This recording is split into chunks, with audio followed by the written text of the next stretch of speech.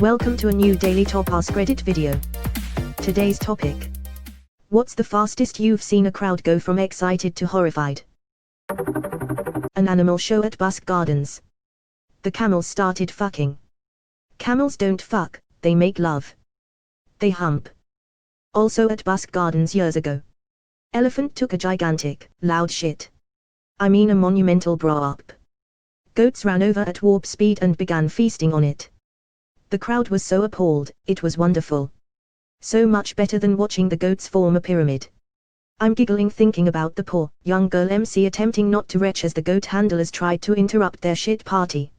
Edit, I've been given the goat award. My life is full. But, apparently not as full as the goats. Oh. The entire assembled students from the elementary school where teacher/astronaut Krista MC Olive taught at, who were broadcast live to the world, as they watched the Space Shuttle Challenge explode seconds after takeoff. Killing all hands on board, including their teacher. Oh yeah, we had an all-school assembly to watch it, on a tiny TV up on the auditorium stage of course. I was in 3rd grade, we barely understood what was going on. The most unnerving thing was watching our teachers weeping quietly and trying to look strong for us. I was also in 3rd grade but on West Coast, so I woke up to my mom crying in front of the TV. I hate to tell you, but the explosion didn't kill them. They fell for several minutes and it was when the cabin of the shuttle impacted Earth that they were killed. I know. But, none of us knew that for a while after it happened. The climax of the last Twilight movie is a fight scene that goes on for 10 minutes. Vampires are ripping each other's heads off, giant wolves are throwing them around like chew toys, and one by one each of Bella's friends and family die around her. You can actually hear people in the audience react as each named character dies. And none of this happened in the book, which was criticized for its lack of climax. As each minute goes on, it feels like they improved the film's story to give it a real sense of danger and excitement and payoff to the series. So shit's intense. And right as they kill the big bad evil guy, the camera fades to black, pulls out, and reveals that all of it was a vision. The last 10 minutes didn't happen, it was someone seeing a future that might happen. No one died. Just a bunch of vampires and wolves standing around staring at each other in silence. Then they all walk away, alive and well. The crowd groans. A girl up front shouts, "Are you shitting me?" Everyone sits back in their seat, no one cares about what's happening on screen anymore. Some people are laughing because someone hit the undo button on the most exciting 10 minutes of the movie. Never have I seen a theater turn on a film so quickly and so hard. I was at one of the midnight premieres for this one, and saw the same thing. Several different people yelled what the fuck when it showed it was all just a vision, and you could feel the disappointment in the crowd. Bit of a long shot here, but any chance 2020 is just one of these visions? If it was, I'm not sure if I'd be celebrating or pissed off. Pink Floyd often would have giant floating pigs released during the concert, you know, inflatable balloons. This would happen like halfway through the show. Well, people are smoking tons of pot, drinking, doing God knows what other drugs, so by the time the pig is released it's basically like God descending from the heavens. People were losing their shit at the pig. Well, it got caught in one of the wires and caught on fire. You've never seen so many stoners fall to their knees in terror/fear/sorrow over the death of a giant inflatable pig. There is no God anymore, his bacon got fried. I think this is the only one in this thread where I wish I was in that crowd. Yeah, and end up like 6 with plastic. There was a guy performing risky stunt dives in a river for money, he pulled off great stuff and people were clapping and clearly hyped. One of the tricks went really bad and he crashed headfirst into a rock from a decent height and killed himself. I always remember what Penn Jillette said at the end of his nail gun routine. It was like, we find it morally wrong to put someone in real danger for entertainment. And I have to agree. They think it's immoral to make the audience complicit in danger. Basically, you're paying to see a magic show, not a medical emergency, so there shouldn't realistically be that possibility on the docket.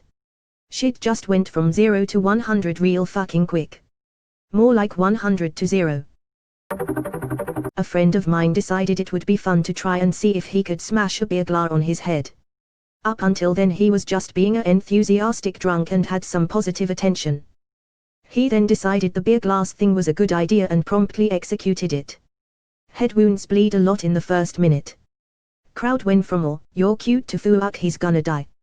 I sobered up in an instant and got a clean towel for him to stop the bleeding. Thankfully head wounds also stop bleeding pretty quick in most instances. Drunk ideas are almost never good ideas. Especially the morning after when you wake up next to a bad idea. WWE's Over the Edge 1999. Owen Hart fell 70 feet to his death during the event, and the company inexplicably continued on with the show after he'd been taken to a hospital. That's kind of fucked up. Oh, he forgot to mention that during the countdown to return to the televised show, someone just nonchalantly tells Jim Ross, that didn't know that Owen had died, that he now has to announce the death of Owen Hart to the viewers. How is this not higher up? 16,000 plus people in attendance and hundreds of thousands watching the pay-per-view live at home. Crazy stuff. Because the live audience weren't told, so they didn't even know if it was a part of the show, could have been a dummy that was dropped for all they knew. The audience at home were told something had gone wrong, and only later told he died. So the overall audience reaction in attendance was it was part of the show. Why else would they go on? Obviously now we know, money. I saw this on YouTube somewhere. A bodybuilder was strutting his stuff in front of a crowd, warming them up and everything at an event. They absolutely loved it. Many people had attended just to see him. He was at his peak, huge muscles and sculpted physique, absolutely amazing. I don't personally like the bodybuilding look, but you've got to respect hard work.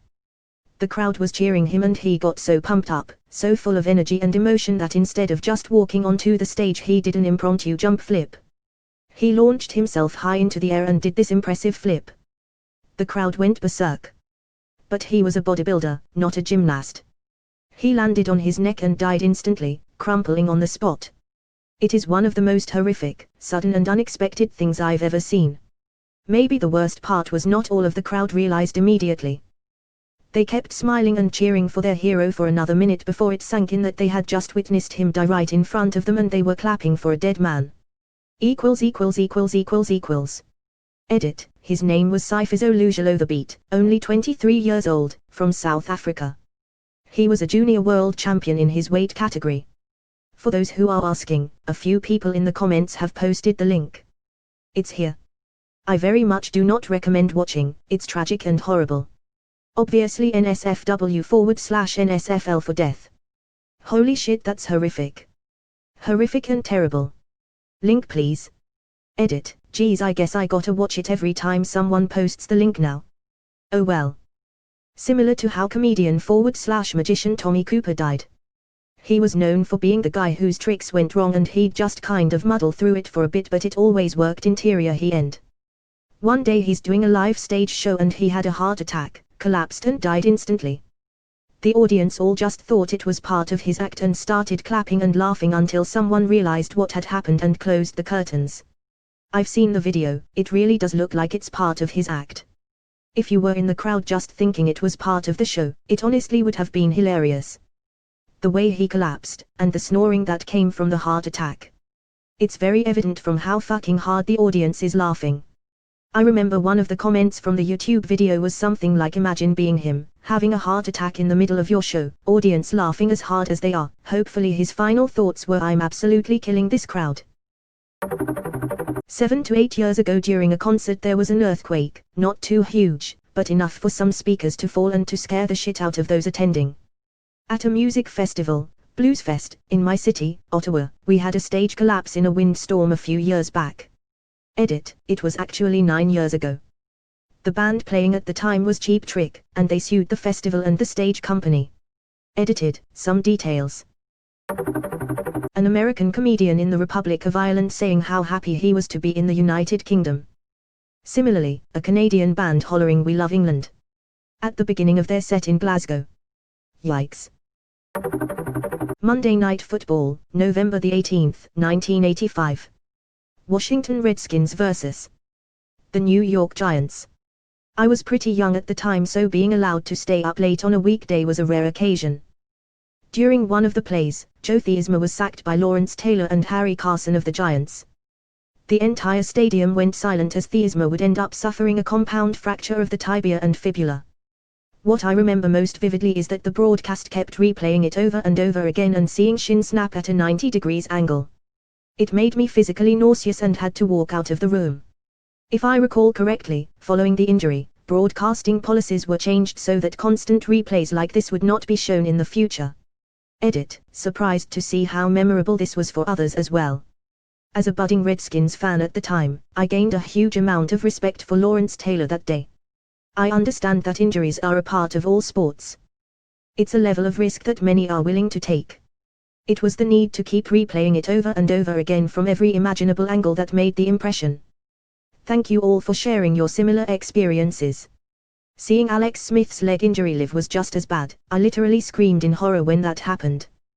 Proof we live in the Matrix.